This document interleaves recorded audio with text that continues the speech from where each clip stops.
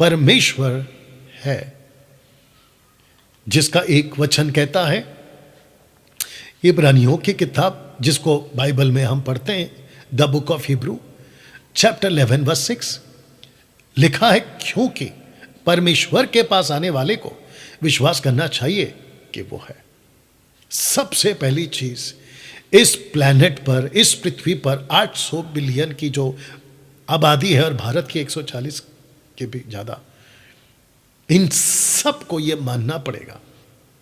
और वो खास करके नास्तिक लोग जो ईश्वर पर विश्वास नहीं करते, उन सबको यह मानना पड़ेगा पहली बात कि परमेश्वर है, परमेश्वर है।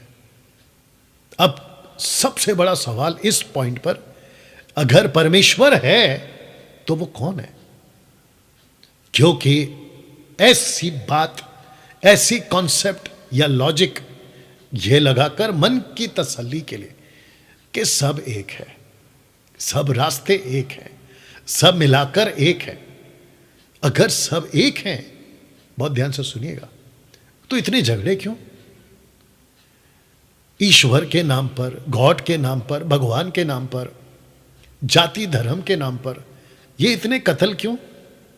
एक दूसरे को नफरत से देखना, अपनी अपनी सीमाओं की रेखा खींच देना कि वो तुम हो, ये हम है, ऐसा क्यों? तो ये बात साबित करती है कि ये तथ्य गलत है कि सब एक है, सब एक नहीं है।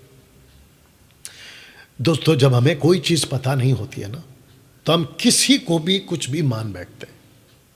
लेकिन जब कोई आकर हमको ज्ञान देता है ना, जब हमको सत्य बताता है ना, और जिसको हम मानते आ रहे थे, जब उसकी पहचान हमारी सच्चाई से कराता है ना, तब दिमाग की बत्ती जलती है, तब हमें सत्य पता चलता है।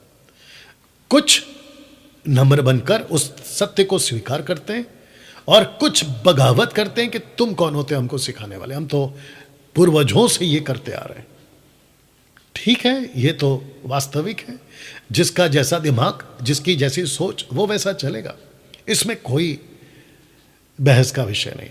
जिसको जैसा मानना है वो वैसा माने, लेकिन उसका क्या कसूर है जो आपको सत्य से अवगत करा रहा है? उसको सत्य तो बताने दीजिए ना, मानना या नहीं मानना ये आपके ऊपर है। दूसरी चीज, मैं मसीह समाज को भी कहना चाहता हूं, खास करके उन सेवकों को कहना चाहता हूं जो पास्टर, अपोस्तल, रेवरेंड या जो भी नाम लेके घूमते हैं। मेरा यीशु जिस पर मैं विश्वास करता हूं और उसके चेले जो बाइबल को लिखने में सहायता करें, इनमें से किसी ने कभी भी किसी पे परमेश्वर के पीछे चलने के लिए जबरदस्ती नहीं करी। उन्होंने रास्ता दिखाया और कहा यह रास्ता है, चलना नहीं चलना ये आपका चुनाव है। जी, मैं भी वही करूंगा और मैं भी वही कर रहा हूं आपके लिए।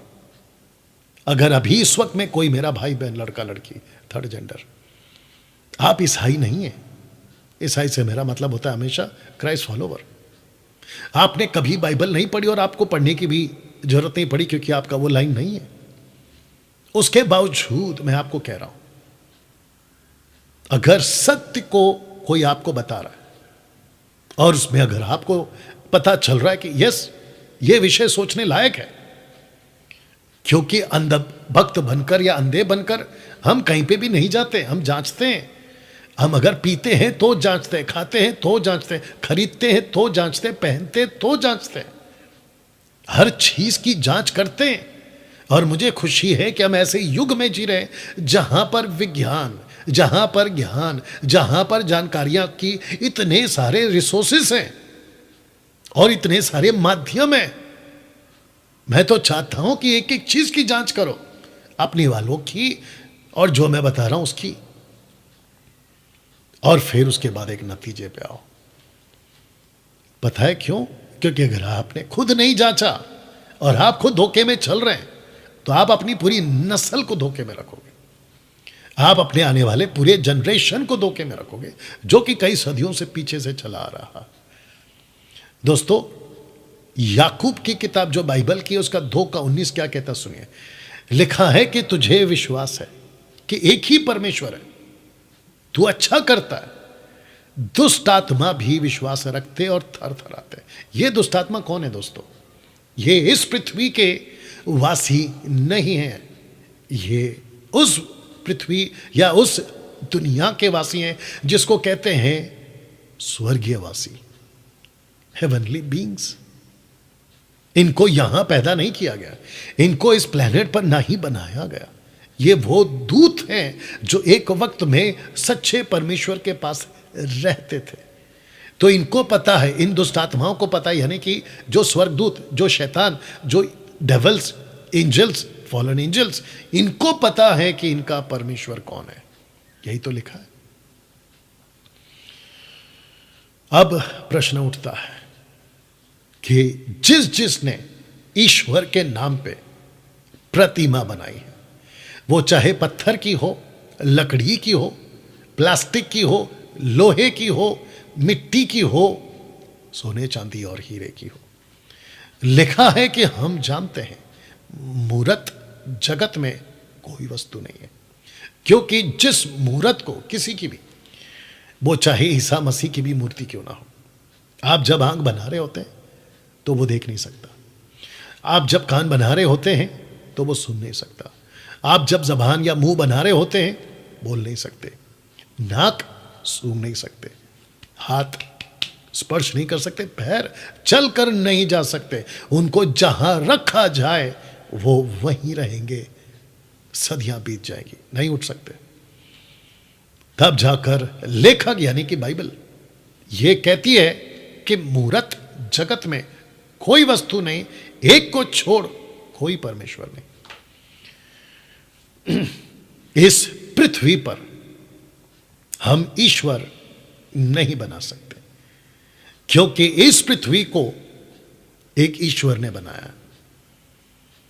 जो व्यक्ति आपसे बात कर रहा है, आप ही की तरह हड्डी मांस का इंसान, जिसको हम कहते हैं कि पहला पुरुष और पहली औरत, जिसका नाम है एडम एंड ईव, आदम और हवा, उसको उस परमेश्वर ने कैसे बनाया? मिट्टी से, जिसको कहते हैं धूल। क्या जो इंसान मिट्टी से बना है और जिस परमेश्वर ने उसको मिट्टी से बनाया, क्या वो ऐसी ताकत रखता है या उसके पास में इतनी औकात है कि वो अपने बनाने वाले को बना दे? इसको हम मूर्खता का कार्य कहेंगे।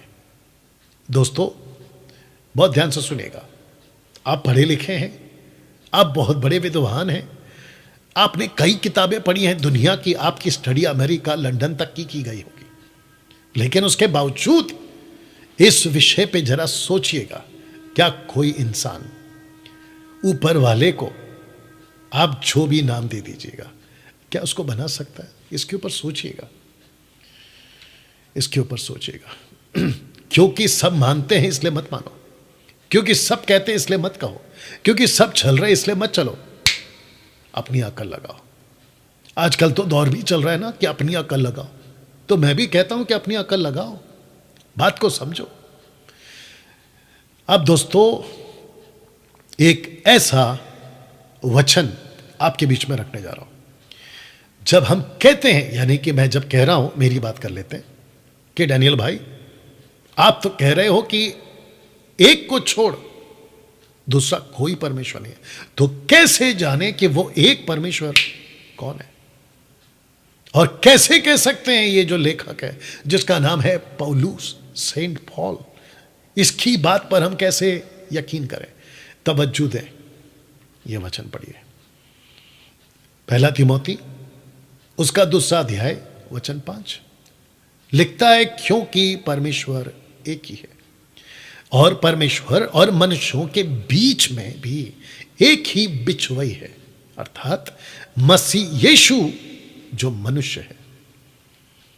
दोस्तों बहुत ध्यान से सुनिएगा, आप सभी जानते हैं, जो लोग पढ़े लिखे हैं, बाइबल को जानते हैं, या फिर आप लोगों ने कॉन्वेंट स्कूल में या अपने दोस्तों रिश्तेदारों से समझा सीखा सुना होगा कि ईसा मसीह का जन्म इस पृथ्वी पर इंसान के रूप में हुआ। और बहुत सारे लोगों को यह गलत फहमी है कि इंसान, जब यीशु पैदा हुए तो इंसान थे, वो गॉड कैसे हो सकता है? ये बहुत लंबी कहानी है। इसको समझने के लिए हमें जाना होगा आदम के पास, उस बगीचे के पास जिसको कहते अदन की वाटिका, द गार्डन ऑफ ईडन। वहाँ पे जो घटना घटी, लूसीफर यानी कि शैतान ने जो उन लोगों को बहकाया, परमेश्वर से अलग कर दिया, उसको समझना होगा। फिर उसके बाद 4000 साल का इतिहास, ईसा मसीह के पैदा होने तक के 4000 साल का इतिहास। वहाँ क्या क्या घटा, कितने लोगों ने उनको भटकाया, कैसे हो गया, इन सब को समझना होगा। जिसके लिए मैं समझता हूँ कि कम से कम 2 से 3 घंटे का टीचिंग या शिक्षा या अध्ययन वो अलग विषय हो जाएगा। बट इसको समझिएगा कि यीशु का जन्म मनुष्य के रूप में ही क्यों हुआ, क्योंकि मनुष्य को समझाने के लिए कि परमेश्वर कौन है, मनुष्य बनकर ही परमेश्वर को नीचे आना पड़ा। यह बहुत बड़ा सत्य जो लाखों लाखों लाखों लोग इसको नहीं समझ पा रहे, क्योंकि उनका जो दिमाग है ना, वो शैतान ने बांध दिया है। 2 कुरिन्थियों 4:4, 2 कुरिन्थियन 4:4, इस संसार के ईश्वर ने अन्य जातियों के बुद्धि को अंधा कर दिया, ऐसा लिखा है ना। जब मैं कह रहा हूं बिचवई, इंग्लिश वर्ड है मीडिएटर, परमेश्वर को समझने के लिए, इंसानों के लिए वो परमेश्वर कैसा है, उसी परमेश्वर को जिसको कहते हैं परमेश्वर का दूसरा व्यक्तित्व ईसा मसीह, जबकि वो खुद परमेश्वर था, उसने मानव रूप लेकर पृथ्वी पर आज से 2024 साल पहले उसने जन्म लिया। कईयों को बकवास लग सकता है, कई लोगों को मजाक लग सकता है, कई लोगों को कहानी टाइप लग सकती है, कोई दिक्कत नहीं। आपका मर्जी से आप अपना रास्ता का चुनाव कर सकते हैं, कोई दिक्कत नहीं है। लेकिन सत्य सत्य है, मानो या ना मानो। You understand? यीशु को बिचवई बनकर क्यों आना पड़ा, तो यह वचन समझाता है। कुलुसियों की किताब 1:15, कोलोसियंस चैप्टर 1:15 कहता है वह, यानी ईसा मसीह, यीशु मसीह, लिखा है वह तो अदृश्य, इनविजिबल, अदृश्य परमेश्वर का प्रतिरूप और सारी सृष्टि में पहलौटा। अब सबसे ज्यादा इंपॉर्टेंट पॉइंट जो ये है, प्रतिरूप, image, who is the image of invisible God. यीशु कौन थे? परमेश्वर को इस पृथ्वी पर मानव जाति को समझाने के लिए जो बिचवई बनकर आया, वो परमेश्वर था। और पृथ्वी पे 33.5 साल परमेश्वर का प्रतिरूप बनकर, इमेज ऑफ इनविजिबल गॉड बनकर इस पृथ्वी पर घूम रहा था। और कहता है 2:9 उसी पुस्तक में कहता है, क्योंकि उसमें, ब्रैकेट में यीशु की बात हो रही है, कॉन्टेक्स्ट में इसलिए लिखा है मैंने, उसमें ईश्वरत्व की सारी परिपूर्णता सदैव वास करती है। गॉडलीहुड, गॉडली हेड, दूसरे शब्दों में परमेश्वर कौन है, परमेश्वर कैसा है, परमेश्वर की क्षमता क्या है, परमेश्वर की ताकत क्या है, जिसको कहते हैं ना 19 ना 20, कट टू कट यीशु में ईश्वरत्व की सारी परिपूर्णता सदैव, फॉरएवर वास करती है। अगर परमेश्वर कहता है कि मैं आदि हूं, तो यीशु ने भी कहा मैं आदि हूं। अगर परमेश्वर कहता है मैं अंत तक हूं, तो यीशु ने भी कहा मैं अंत तक हूं। अगर परमेश्वर कहता है मैं सब कुछ जानता हूं और मैं सब कुछ बना सकता हूं, मैं सर्वशक्तिमान हूं, यीशु ने भी कहा और यीशु ने भी किया। तो जिसके चलते दोस्तों, यह पहला पॉइंट है कि परमेश्वर है। लेकिन प्रश्न यह उठता है कि उस परमेश्वर को कैसे पहचाने, तो उसकी पहचान कराई है ईसा मसीह ने। मूर्त जगत में कोई वस्तु नहीं है, लेकिन एक को छोड़ दूसरा कोई परमेश्वर नहीं है। ऐसी सत्य की बात आपको बाइबल बताती है। दोस्तों, मानना नहीं मानना आपका काम है। दूसरा,